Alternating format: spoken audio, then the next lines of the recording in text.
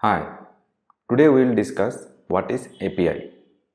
So you might already have googled like what is API and what does it tells, like two functions or a set of functions which interacts with each other through some mode of communication, and it gives a response back without knowing what is going internally or what is behind the hood.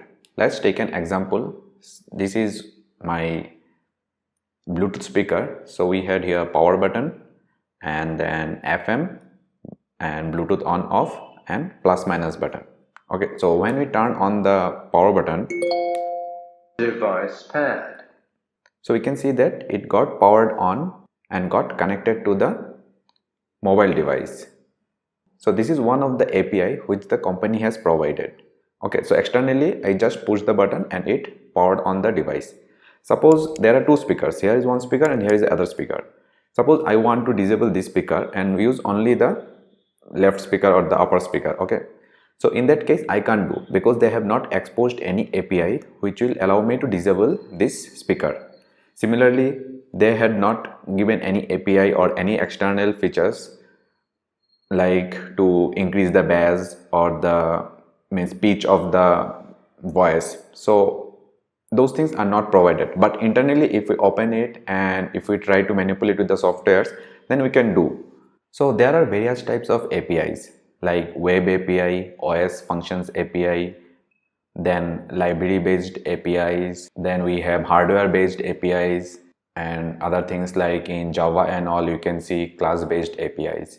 So in software industry, what are the primary things we will be focusing on is like what is web API, and I will touch point some of the basic things about like OS and hardware based API. So this what I mentioned is like hardware based API. Suppose you want to take this hardware and implement it in your car. So in that case you need to contact the service provider or the company of the device and tell them that how we can manipulate it, how we can enable or disable some of the features here. So they will open few of the APIs and make it publicly available. So there are different levels of API. Similarly, like in OS level, suppose I am using this iOS device, Apple phones. So in Apple device, without jailbreaking the device, you can't access all the files. But if you have checked in Android, we had file manager which can access like PDF file, .json file, any file which we have in Android device, we can access it because they had provided an API. The Android OS has provided an API, but due to security reason, Apple doesn't provide any OS. So if you download any PDF file from like WhatsApp, you can only read it in WhatsApp. But if you want to read it in like through any other app, either you need to jailbreak it or load it in that app and then only you can read. But suppose you downloaded some .xml file or .json file, in that case you won't be able to read that file in iOS. Similarly, there are operating system files in desktop also. What we do is like we just read the file like in file reader. We have various types of libraries in Python, in JavaScript like file readers and all, which allows us to read the file from the OS or any disk which we are operating. So there are other APIs like I want to access the Wi-Fi of the device. So in that case, the driver allows us to communicate with the hardware. Like once I open WhatsApp in mobile or in browser, so the Chrome can use or connect to the Wi-Fi and get the data. So as I already mentioned that I will deep dive into web API. So let's check how the web API functions. Okay, so I had a simple JavaScript project. There is nothing extraordinary in this project, so it's just a RESTify project which allows me to open two REST API, one GET and one POST, and there's just common Node.js packages and modules I have installed for RESTify. So if you can check this package.json, we can see that I don't have anything apart from RESTify and middleware and flat cache. So let me start the server. So you can see that it is listening on port 8080. So where I have mentioned the port 8080 here. Okay, so So if you're familiar with Postman or any REST client, so it would be easy for you to debug things, or else you can use your normal browser also. I'll show you both. Okay, so here we will specify what is the function name, that is get or post. Then we had localhost 8080. Then if we go to the path, so here it is API v1 health. So why we mention API? So API we mentioned because this project is only for backend service, it's not for UI. For UI you will directly mention like localhost or what is the domain name you are having, .com/health or like .com/homepage or profile page. So you will not maintain like anything like v1 API. So API is for purely for getting the backend data. So API, then v1 is the version. Why I need v1? Suppose I am changing something from OK next, I don't want to support OK like after in 2020 I changed the data structure from JSON to string or from string to XML. So in that case what we will do is like we will just give them another API like v2, and instead of returning OK we'll just tell that health alive.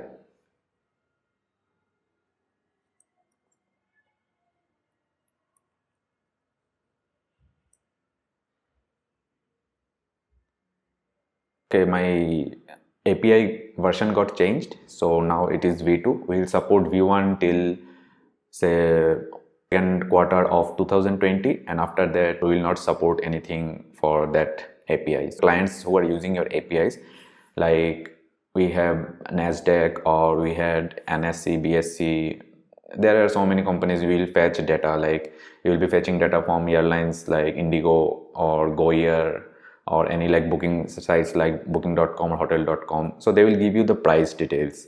Okay, so you can fetch the price details, but suppose they tell that okay, we are going to change our models or structure, and those data structure you will be getting till 2020. So in that case what you will do is like you will be given a 6 month of time or 3 months of time in general to migrate your existing code to the newer version, that is v2, because they will not support v1 version. Okay, so let me save it and rerun it.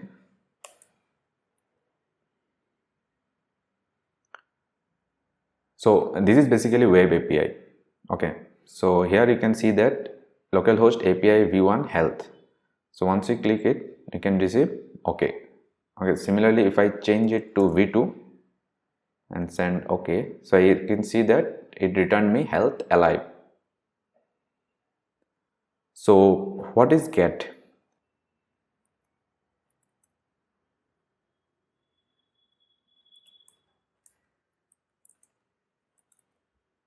And if I type localhost, so you can see that it returned health alive. If you go to the inspect and check the network and just refresh it, we can see it's returned health. Okay,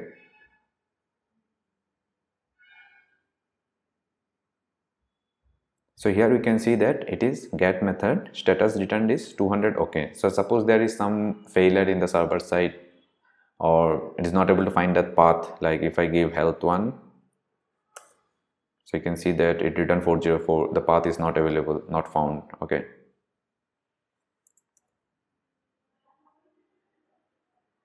so here you can see that means it is 200. Okay, so there are various types of header it sends, like what is the browser you have, what OS you are using, and many things it will send.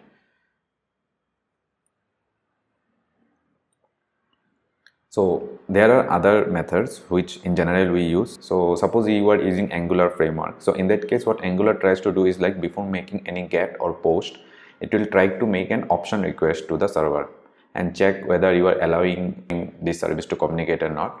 So instead, like if you make a post request, so the server need to takes all the data and provide you back. So it takes a lot of computation. So instead of that, it just makes an option request and checks whether that method is allowed or not, or whether your client is allowed to call that API or not. So There are various things which we pass in the request header. So apart from these cookies and all, so we pass like X client code, X XRF code and all. How you can debug it here is like you can just open header, and here you can mention your keys like X client key or X client ID, and here you can mention any UUID. Okay, so this is like randomly generated, so this will be particular for some client. So with this ID you can know like which client it is, or you can pass the session ID in the header also. So there are other methods like I told you about options. This is option.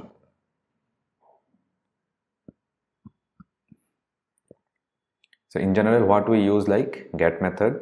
So get method is used to fetch any data from the server. Okay, then we use post method. Suppose you want to save a data, like you want to save my name Gaurav, then my age, my address, everything. So you made a payload. So how you pass it, like you don't pass it through the request path parameter or the query parameter. Instead you pass it in the body. So post supports body, but if you use get, it doesn't support body. You will not have any body in get. In post you will only have body. So inside body either you send using a form like name Gaurav, or you can use raw data and use a JSON formatter. So if you change this to JSON, you can see in the header the content type will be changed to application JSON. So here you can send like name Gaurav. So this will be under double quote, this will be also under double quote. Okay, so you can just beautify it. Okay. Then age. So if it is not a string, then you can just mention it as a without double quote also. Suppose I want to update this. Okay, so in that case what I will do is like I will put, and I will pass the whole thing like Gaurav, and like age is like 20. Okay, so post is for create, put is for update, and update means you will pass the whole structure like name, age, address, everything. And suppose you want to update only age, and you don't want to pass, or you don't want to overload the server with all your data. So in that case what you will do is like you will just patch it. So it is also same like update, but in that case no need to pass the name, just pass the age like 25, and that's it, and just send it. So you will get a response code like 200 is for successfully you have received it, 201 is for successfully you have created it. So while using put and patch, you can either return like 204 like updated with, means you are not returning any content, but you have accepted the things. So let me pinpoint one more thing. So while creating any object, or while creating any new entry like name and age of a person, so you need to take care of what is the URL. So in generally the URL is like means API version, your v1 or v2, then profile or user. So one more thing is like suppose you want to delete it. So you have created it, you have updated it, and if you want to fetch it, so you will just click get and then the user ID. So once it is created, it will return an ID. While you are using post method, it will return an ID like 1, 2, 3. So if you just give here ID means 1, so it will return you the data, like this will come in the response. So what is the name, age and address. Suppose you want to delete it, so in that case you just change it to delete method and just send it. So it will return the content that 202 means accepted, means the server has accepted your request, and it will delete it. Or you can return like 204 without any content, that the server has deleted the request. So after that, if you use get method, you will not able to find the user in the database. So this is how a REST API actually works. So there are different types of REST APIs. like JSON REST API, XML based REST API. So similarly, there are other web APIs like SOAP. So SOAP and REST both are different. I will make a separate video of what are the differences between SOAP and REST. That's all for what is REST API and how we work with web-based REST API. If you have any doubt or anything, just mention in the comment section, or if you want me to make videos on any other topic, just let me know in the comment section below. See you again in the next tutorial, and don't forget to subscribe.